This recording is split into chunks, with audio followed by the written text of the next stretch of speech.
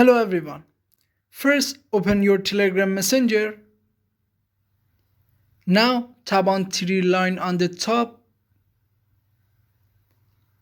Now tap on Saved Messages.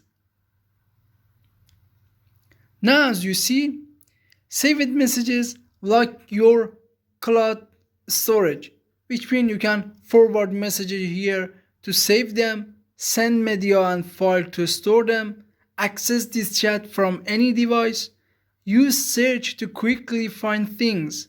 Also, you can use saved messages as a reminder.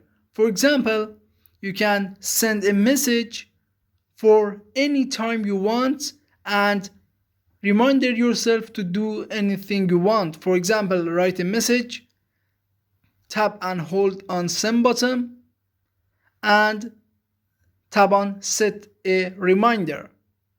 For example, anytime you want, and tap on remind. As you see, we are in the reminder section and we have a message we'll send that time we select. I hope this video was useful for you. Please subscribe to our channel and support us to make more videos. Thanks for watching.